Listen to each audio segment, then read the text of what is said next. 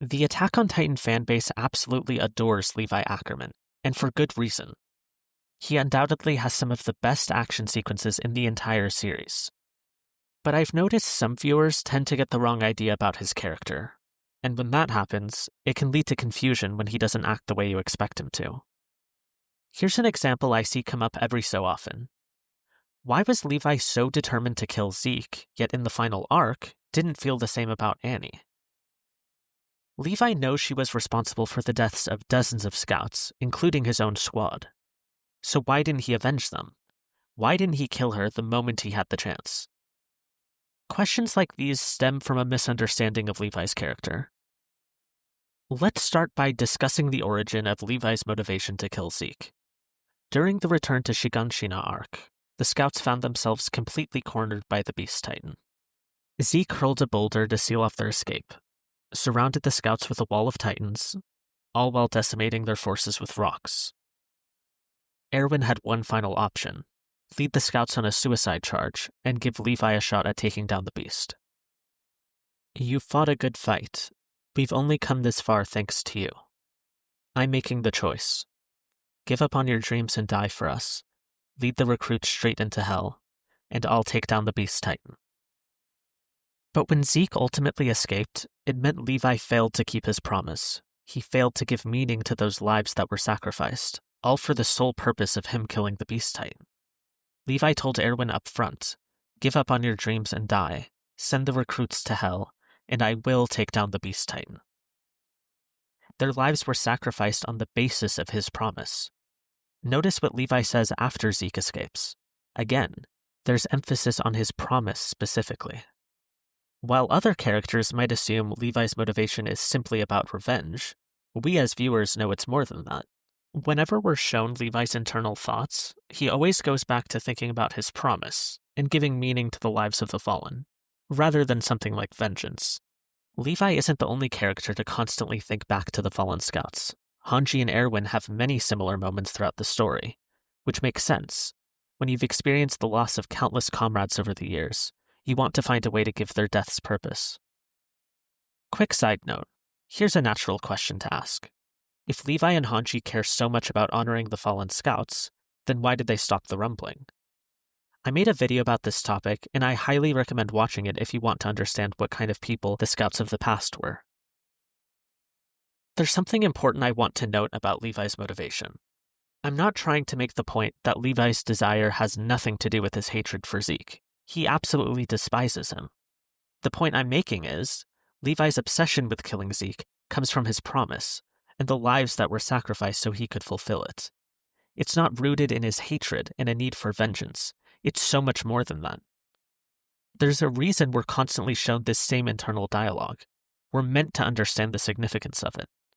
This is partially why he doesn't have the same dynamic with Annie, or even Reiner for that matter. But let's pretend he did. Let's imagine Levi wanted to kill Annie in the final arc, the same way he wanted to kill Zeke. Even then, it still wouldn't happen, because Levi would never endanger his comrades for his own personal desires. Let's look back at Season 1. After the female Titan had captured Eren, Mikasa tries to charge at the Titan alone, before Levi stops her. Notice the difference in their mindset. While Mikasa dwells on the fact that the Titan killed their comrades, Levi focuses on the task at hand, and comes up with a strategy to rescue Eren. After successfully doing so, he urges Mikasa to retreat. Forget about her, we're leaving. Don't lose sight of our objective, unless satisfying your own desires overrides that. We got your precious friend back, didn't we? Keep in mind, this happens immediately after he comes across the corpses of his entire squad, right after the female Titan had killed them. Despite that, he stays level-headed and values the safety of his comrades and the success of the mission as his #1 priority. He isn't overcome with a need for vengeance, and doesn't start to act irrationally, because that isn't the type of character Levi is. This mindset shows up later on in Season 4. When Zeke was a prisoner on the island, Levi had endless opportunities to fulfill his promise, the thing he's wanted for so long. But he still didn't kill him, because his comrades needed Zeke alive for the 50-year plan. Even after Zeke turned dozens of scouts into Titans and was knocking at death's door, Levi still didn't kill him, because he knew the Beast Titan's power had to be transferred first. The same logic applies to Annie in the final arc. The situation was already tense. There's really no world where Levi would risk the lives of his squad for personal vengeance, especially when doing so would ruin his chance of finding Zeke. I think there's a common trend in media analysis where people project their own beliefs onto characters and then claim inconsistency when the story doesn't go the way they wanted. Another aspect of Levi's character I want to mention is the topic of no regrets. During his OVA episodes, Levi and his friends were tasked with the mission of infiltrating the Survey Corps and assassinating Erwin Smith. It was their ticket to a better life, a chance to finally leave the underground city. While on an expedition beyond the walls, they decide to split up to find their target. His friends urge him to trust them, that they'll all be fine, to believe in them. Unfortunately, this ended up not being the case, as later on, Levi finds their bodies torn apart, being devoured by an abnormal Titan. And understandably, he has an emotional outburst. It directly parallels what happens later on in the female Titan arc. The only difference is Levi's reaction. Now, his expression shows a numbness to this type of pain. We the viewers know just how much he actually values his comrades, which makes this moment all the more heartbreaking.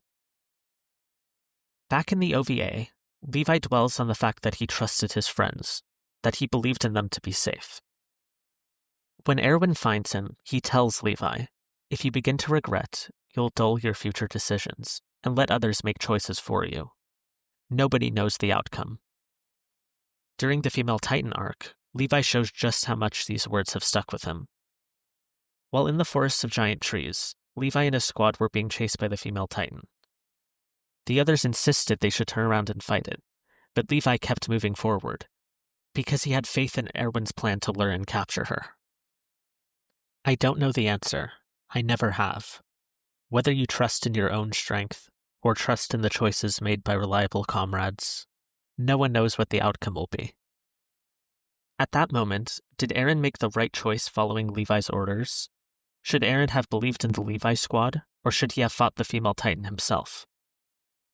So as much as you can, choose whatever you'll regret the least. In this video, I wanted to make the point that Levi's motivation isn't rooted in revenge. His character is so much more than that. Levi is a character who cares deeply about his comrades. And tragically, he's experienced the deaths of those close to him more than anyone else in the story. It's the burden of being an Ackerman, when you're so much stronger than everyone else. But all that loss is exactly why he feels this importance of giving their lives meaning, why he holds so closely to that desire to fulfill his promise to Erwin. And although he doesn't know what the future will hold, Levi moves forward, believing in his own ability, and in the judgment of the people he trusts. That is who Levi Ackerman is.